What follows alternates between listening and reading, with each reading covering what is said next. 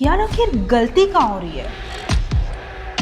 हमने expensive camera भी ले लिया, लेंस भी अच्छे वाले ले लिए, लो प्रोफाइल में शूट करना भी सीख लिया, लेकिन फिर भी वो क्वालिटी नहीं आ पा रही है जो मूवीज और वेब सीरीज में आती है। आखिर वो ऐसा क्या करते हैं, मुझे तो कुछ भी समझ में नहीं आ रहा है। हो सकता है कि शायद मुझे कोई हैवी कैमरा लेना पड़ेगा, सोनी FX6, रेड या फिर एरी एलेक्सा, या फिर शायद मेरी कलर ग्रेडिंग ही वीक है।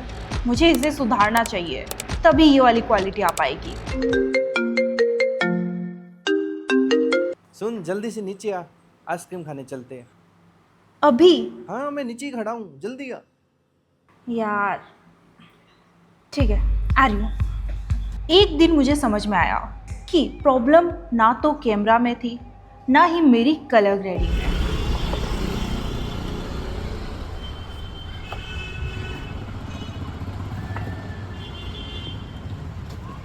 जब सिनेमेटोग्राफी में सब कुछ इतना सिंपल है, तो हम चीज़ों को इतना कॉम्प्लिकेटेड क्यों बना रहे हैं? क्या हुआ? एक सिनेमैटिक क्वालिटी एडिटिंग के अंदर क्रिएट नहीं होती है, और ना ही कलर ग्रेडिंग के अंदर। वो ऑन सेट क्रिएट होती है, और उसे क्रिएट करने के लिए सबसे इम्पोर्टेंट होती है लाइटिंग।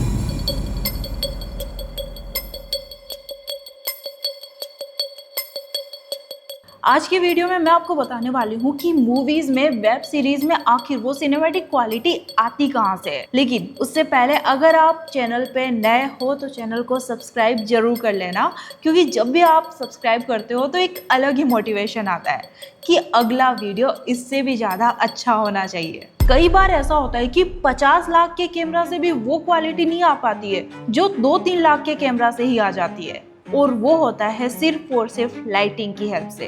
हमारी लाइटिंग जितनी अच्छी होगी उतना ही अच्छा हमारा शूट होगा और उतना ही अच्छा आउटपुट निकलेगा। जब मैंने फिल्म मेकिंग स्टार्ट की थी तो मुझे भी यही लगता था कि ऐसी क्वालिटी तो बहुत बड़े बड़े कैमरा से ही आती थी, 2 करोड़ 3 करोड़ 10 करोड़ के कैमरा से आती होगी। मैंने बहुत सारी मूवीज देखी, बहुत सारी वेब सीरीज देखी, और फिर मैंने मेरा बैंक अकाउंट देखा, और बहुत सारी रिसर्च करने के बाद मुझे पता चला कि मैं गलत थी। एक अच्छी फिल्म मेकिंग के लिए एक अच्छी लाइटिंग चाहिए। चलो मान लो FX6 मैंने आपको दे दिया और आपको एक वाइट होल दिया, मतलब जिसकी दीवारें एकदम वाइट है, एकदम खाली होल, मतलब वहां पे एक ट्यूबलाइट जल रही है, उससे रोशनी हो रही है ना? और उसके अलावा मैं आपको और एक्स्ट्रा कोई भी लाइट ना दूं, तो क्या आप उससे अच्छा शूट कर पाओगे? वही अगर हमारे पास में कुछ अच्छी लाइट्स है तो उसी हॉल के अंदर हम बहुत अच्छा शूट कर सकते हैं। सिनेमेटोग्राफी का मतलब क्या होता है कि ऑडियंस को मजबूर कर दो उस सीन को फील करने के लिए जो भी आपने शूट किया है। लेकिन ज्यादातर लोग क्या करते हैं, इधर से भी लाइट दे दी, उधर से भी लाइट दे दी, सामने से भी लाइट दे दी, एकदम ब्राइट होल कर दिया, एकदम ब्राइट फेस, मतलब कहीं से भी शेडो का नामो निशान नहीं है ना? बस इंसान दिखना चाहिए, है ना, एकदम ब्राइट दिखना चाहिए। तो भाई एक बार आप, है ना, मेरे कहने पे आपके पास में कोई इंसान बैठा है, कोई फैमिली मेंबर बैठा है, कोई दोस्त बैठा है, तो उसकी तरफ देखो, आपको उसके फेस पर कहीं ना कहीं शेडो मिलेगा, चाहे इस तरफ मिलो चाहे उस तरफ मिलो। तो जब रियल लाइफ में शेडोज क्रिएट होती है तो फिर हम फिल्म मेकिंग में से हटा क्यों देते हैं? तो उससे तो ऑडियंस का रियल फील एकदम खत्म हो जाता है। और हर मूड के अकॉर्डिंग अलग अलग लाइट्स होती है। अगर हम कोई हॉरर फिल्म शूट कर रहे हैं उसके लिए अलग लाइट होगी, अगर हम कोई रोमांटिक फिल्म शूट कर रहे हैं उसके लिए अलग होगी। हम सभी के अंदर सेम लाइट तो दे ही नहीं सकते है ना, वरना हम सामने वाले को वो चीज फील ही नहीं करवा पाएंगे जो हम करवाना चाहते हैं। तो आप में और एक नॉर्मल वीडियोग्राफर में अंतर क्या हुआ? लाइटिंग का काम ही ये होता है एक मूड क्रिएट करना। अभी आप देख सकते हो कि मेरे फेस पर एकदम हार्श लाइट आ रही है, आपको कहीं पे भी शेडो नहीं दिख रही होगी। इधर से लाइट है, सामने से लाइट है, राइट साइड से लाइट है, पीछे भी लाइट है, हर जगह लाइट। तो आप इतने अच्छे से रिलेट नहीं कर पा रहे होंगे। लेकिन अब वही आप ये वाली लाइटिंग देखो, अभी आपको फर्क समझ में आ रहा होगा। अभी इस सीन को शूट करने के लिए मैंने अपने लेफ्ट साइड से एक लाइट दी है 45 डिग्री के एंगल पे। मेरे बैकग्राउंड में एक लाइट है हेयर लाइट के लिए। उसके अलावा मैंने यहाँ पर प्रैक्टिकल लाइट्स भी रखी है।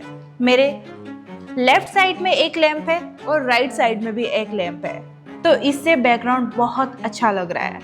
इसके साथ साथ मेरी जो की लाइट है उसको मैंने हार्श नहीं रखा है ज़्यादा, उससे नॉर्मल शेडोज क्रिएट हो रही है, क्योंकि उसके साथ में मैंने सॉफ्ट बॉक्स लगाया है और साथ ही साथ मैंने ग्रिड भी लगाया है, जिससे मेरी लाइट ज़्यादा फेल नहीं रही है, मेरे बैकग्राउंड में नहीं जा रही है। उस वजह से मेरा बैकग्राउंड थोड़ा डार्क दिख रहा है, ताकि सब्जेक्ट यानी कि मैं अच्छे से विजिबल हूँ और अच्छे से हाईलाइट हूँ।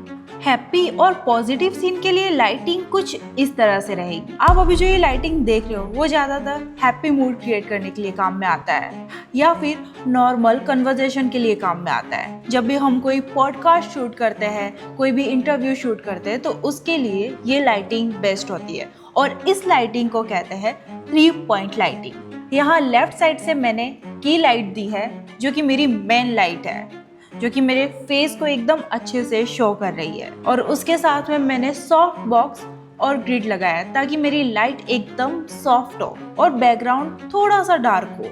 राइट साइड में मैंने फिल लाइट लगाई है, जिससे मेरी शेडोज बहुत ज़्यादा शार्प ना हो, लेकिन जो मेरी फिल लाइट है उसकी इंटेंसिटी मेरी की लाइट से कम है, इस वजह से थोड़ी बहुत शेडोज क्रिएट हो रही है। और पीछे की तरफ मैंने बैक लाइट लगाई है ताकि वो लाइट मुझे बैकग्राउंड से अलग दिखाए, और हेयर लाइट भी बहुत अच्छे से क्रिएट हो, जैसा कि आप अभी देख सकते हो। मैं आपको समझाने के लिए एक एक लाइट को ऑन करके दिखाती हूँ ताकि आपको अच्छे से समझ में आ सके। Back light, key light, fill light. तो एक नॉर्मल से सेटअप के साथ में हम इतनी अच्छी लाइटिंग कर सकते हैं। इस पूरे सीन को शूट करने के लिए हमारा सेटअप कुछ इस तरह से है: back light, key light and fill light.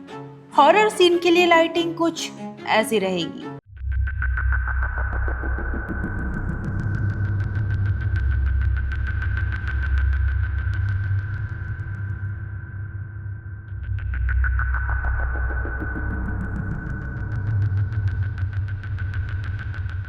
अगर हमें सब्जेक्ट को लोनली दिखाना है तो वो लाइटिंग कुछ ऐसी रहेगी।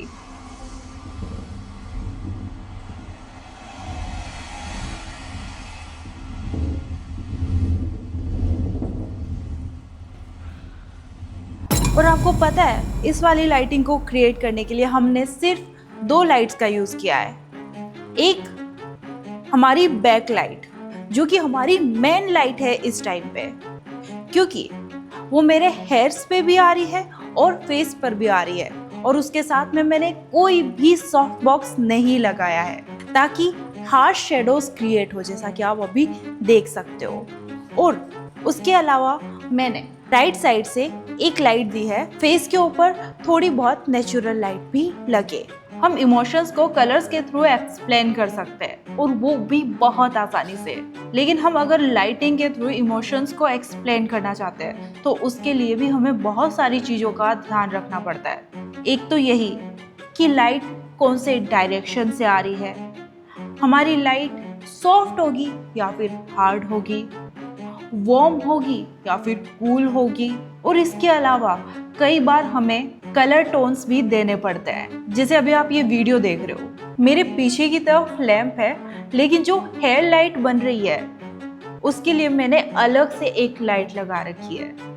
लेकिन अगर कोई भी इस वीडियो को देखेगा तो उसे यही लगेगा कि ये जो हेयर लाइट है वो लैंप के थ्रू आ रही है, लेकिन ऐसा नहीं है। हम लाइटिंग के साथ में जितना क्रिएटिविटी करें उतना कम है। मैं ये नहीं कहती हूँ कि जैसा मैं बता रही हूँ आप वैसे ही लाइटिंग करो, आप अपने अकॉर्डिंग लाइटिंग करो, आपको जो अच्छा लग रहा है आप वो करो, बस वो सीन इमोशन को अच्छे से एक्सप्लेन करे।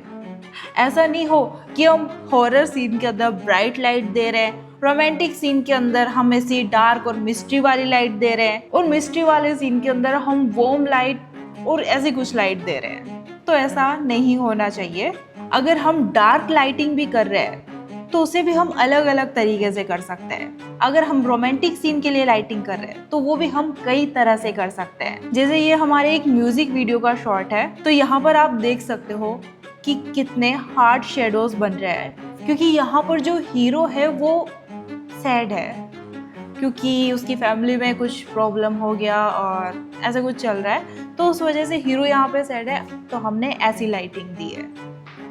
एक वही आप हमारे म्यूजिक वीडियो का ये रोमांटिक शॉट देखो, आप देख सकते हो कि इसमें कलर्स कितने ब्राइट है और ये अच्छा भी लग रहा है। और लाइटिंग को समझने का सबसे अच्छा तरीका पता है क्या है, जो मैंने भी काम में लिया है? मूवीज और वेब सीरीज देखो भाई, कई लोग लीजेंड्स होते हैं, उनके सीन इतना अच्छा इम्पैक्ट डालता है कि मैं क्या ही बताऊं। जैसे संजय लीला भंसाली की मूवीज, इनकी मूवीज के अंदर लाइटिंग नेक्स्ट लेवल होती है। लेकिन अब कई सारे लोग ये बोलने आ जाएंगे कि भाई वो तो करोड़ों का सेटअप लगाते हैं, हम वैसी लाइटिंग कहाँ से कर लें। तो करोड़ों के सेटअप के साथ में उनका नॉलेज भी होता है, हम नॉर्मल सेटअप के साथ में भी बहुत अच्छी लाइटिंग कर सकते हैं, बस हमें क्रिएटिव होना पड़ेगा। और हाँ, जब भी मूवीज देखो तो ऐसा नहीं कि आप मूवीज ओनली स्टोरी के लिए देख रहे हो, आप मूवीज को देखो और समझो कि अगर कोई भी सीन आ रहा है मूवी में तो वो किस तरह से शूट हुआ होगा, कैसे उन्होंने लाइटिंग की होगी, उस सीन के डेप्थ को समझो, तब आप बहुत अच्छी लाइटिंग कर सकते हो।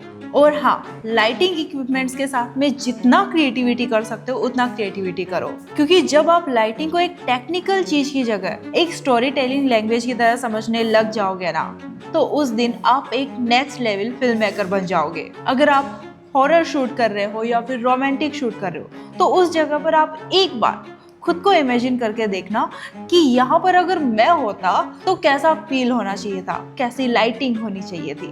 एक चीज हमेशा याद रखो, कैमरा ऑडियंस को दिखाता है लेकिन लाइटिंग ऑडियंस को फील करवाती है। लेकिन अगर आपको ऑलरेडी लाइटिंग के बारे में नॉलेज है और आप अपनी फुटेज को एडिटिंग और कलर ग्रेडिंग की हेल्प से और अच्छा बनाना चाहते हो, तो डिस्क्रिप्शन में आपको हमारा वीडियो एडिटिंग कोर्स मिल जाएगा, जिसमें वीडियो एडिटिंग भी रहेगा एंड एडवांस कलर ग्रेडिंग भी रहेगा। और ये सब डाविंसी रिजॉल्व सॉफ्टवेयर पर रहने वाला है। और आपको तो पता ही है कि डाविंसी रिजॉल्व कलर ग्रेडिंग के लिए कितना अच्छा है। डाविंसी रिजॉल्व में अलग अलग टाइप के नोट्स होते हैं, सीरियल नोट्स होते हैं, पैरेलल नोट्स होते हैं, लेयर नोट्स होते हैं, आउटसाइड नोट्स होते हैं, जो कि हमारी कलर ग्रेडिंग फ्लो को बहुत इजी और बहुत अच्छा बना देते हैं। उसके अलावा डाविंसी रिजॉल्व में कलर ग्रेडिंग के लिए जो टूल्स है वो सबसे बेस्ट टूल्स है। तो अगर आपको डाविंसी रिजॉल्व के अंदर एक अच्छी video editing and colour grading सीखनी है तो आप ये कोर्स ज्वाइन कर सकते हैं।